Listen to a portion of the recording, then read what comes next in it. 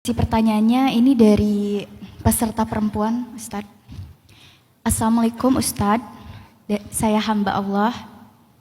Saya sudah tidak punya keluarga.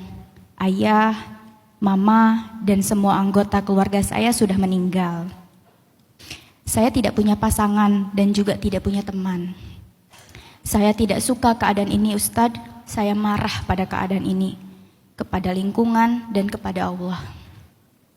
Saya lelah Ustadz, saya mau nyerah. Saya nggak suka hidup di antara orang-orang jahat. Kok sedih? Tapi sebelum saya mati, bisakah tolong bantu saya supaya berhenti marah sama Allah Ustadz? Terima kasih. Saya jawab dengan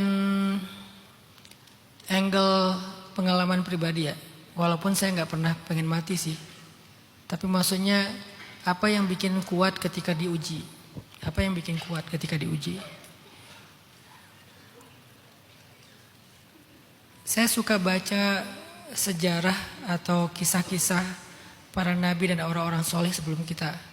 Khususnya ujian-ujian hidup mereka yang berat. Makanya Allah bilang di dalam surat Al-Ankabut, وَلَقَدْ فَتَنَّا الَّذِينَ مِنْ قَبْلِهِمْ. Kami juga menguji orang sebelum mereka. Di dalam surat Al-Baqarah, massadhumul ba'sa wad-dharra wazulzilu. Mereka diuji dengan ujian fisik, diuji dengan ujian harta, diuji dengan ujian perasaan, diguncang. Saya suka baca tentang kisah-kisah mereka, tiba-tiba saya malu. Karena ketika saya membandingkan kisah saya dengan kisah mereka, saya nggak ada apa-apanya. Dan saya malu. Dengan kisah ujian seberat itu, mereka adalah hamba-hamba yang selalu memuji Allah. Hamba-hamba yang selalu bersyukur kepada Allah. Hamba-hamba yang selalu berbaik sangka kepada Allah. Dan yang ketiga, akhirnya saya jadi tahu, dengan cara itulah ending dari kisah mereka itu adalah kebaikan. Para nabi, para solihin, ending kisah mereka itu semuanya baik. Kenapa?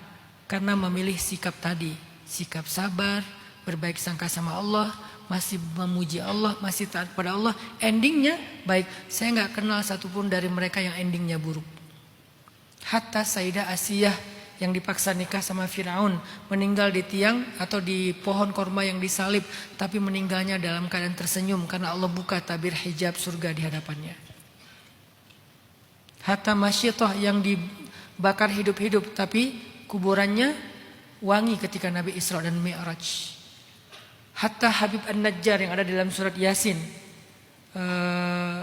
yang dia bilang, ya laita qaumi ya'lamun bima ghafara li rabbi wa ja'alani minal mukramin. Ketika dia terbunuh gara-gara membela para nabi, dia meninggal di dalam kubur, dia bilang, aduhai seandainya kaumku tahu betapa nikmatnya hidup aku setelah mati gara-gara aku membela kebenaran. Aku pengen hidup lagi, pengen ngasih tahu ke mereka. Jadi orang yang syahid itu pengen hidup lagi, mati lagi, hidup lagi, mati lagi, saking nikmatnya syahid. Ketika saya baca kisah-kisah mereka, saya jadi malu dengan kisah saya. Oh, kisah saya gak ada apa-apanya dibandingkan Nabi. Lahir gak punya ayah, kemudian ditinggalkan ibu, ditinggalkan kakek, yatim piatu, gak punya saudara. Pamannya miskin, anaknya banyak sehingga harus survive sendiri. Menikah di usia dewasa, kemudian ketika lagi susah-susahnya istrinya meninggal. Sebelumnya setiap punya anak laki-laki meninggal, punya anak laki-laki meninggal. Setelah istrinya meninggal, anak-anaknya juga meninggal. Yang tersisa cuma Sayyidah Fatimah. Artinya Nabi juga sering akrab sekali dengan kehilangan. Belum lagi nabi-nabi yang lain. Nabi Ayub yang sakitnya sekian belas tahun. Nabi Zakaria, Nabi Ibrahim gak punya anak 50 tahun. Nabi Zakaria yang dibelah dua, digergaji. Nabi Nuh yang berdakwah kepada kaumnya, kepada keluarganya 950 tahun. Tapi dimusuhin sama keluarganya, sama anaknya sendiri. Pas saya baca kisah mereka saya jadi malu. Gak ada apa-apanya kisah saya dibandingkan mereka. Saya juga jadi malu. Kok mereka masih bersyukur sih? Kok mereka masih bisa memuji Allah sih? Kok mereka bisa berbaik sangka kepada Allah sih? Dan yang ketiga, saya jadi tahu ternyata justru dengan cara begitu ending kisah mereka semuanya baik. Yang kedua, saya belajar untuk membandingkan diri saya dengan Gaza, Palestina. Karena itu yang paling kelihatan prihatin dan beratnya ya hari ini. Kayaknya agak sulit kita membandingkan dengan yang lain. Memang di Indonesia ada orang susah, di Afrika ada orang susah, di mana-mana ada orang susah. Tapi rasanya kalau ngelihat Gaza, semua kesusahan ini jadi nggak ada apa-apanya. Apalagi kita pribadi. Ngelihat anak kecil, kebayang nggak sih kalian anak kecil bayi di Gaza udah kehilangan semua keluarganya. Tapi ketika saya baca sejarah, dulu ada juga bayi kayak gitu, namanya Saifuddin Qutuz.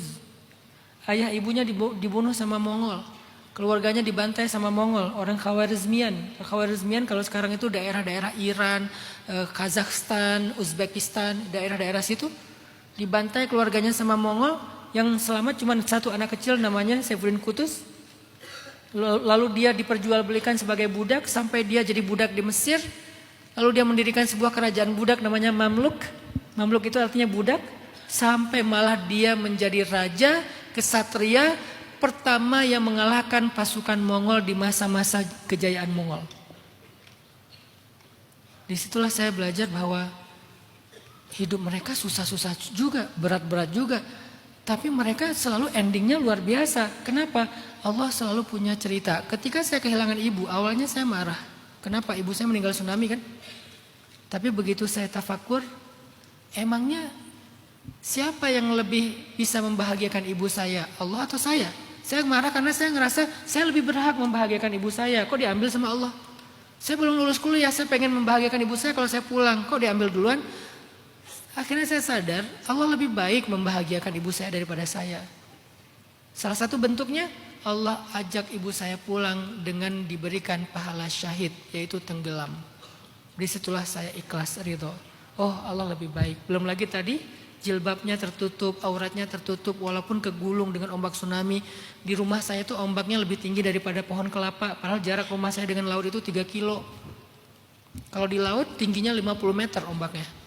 Kalau di rumah saya sekitar 17 sampai 20 meter ombaknya. Kegulung, di dalam ombak itu bukan air gini, airnya tuh gini kayak blender. Tapi jilbabnya tertutup. Harusnya kan kebuka semua, tapi ketutup. Allah menjaga aibnya. Oh di situ saya paham, saya ikhlas, saya ridho. Jadi saya sering membandingkan diri saya dengan orang yang jauh lebih berat, baik dalam sejarah yang ada di sekitar kita, sehingga saya ngerasa saya bukan apa-apa dibandingkan mereka. Tapi kalau saya bandingkan dengan orang yang lebih menurut saya kelihatannya lebih bahagia, saya akan berputus asa. Padahal kebahagiaan dan ujian itu musim. Kalau sekarang kita lagi susah, memang musim susah. Nanti ada musim bahagianya, gak susah-susah terus.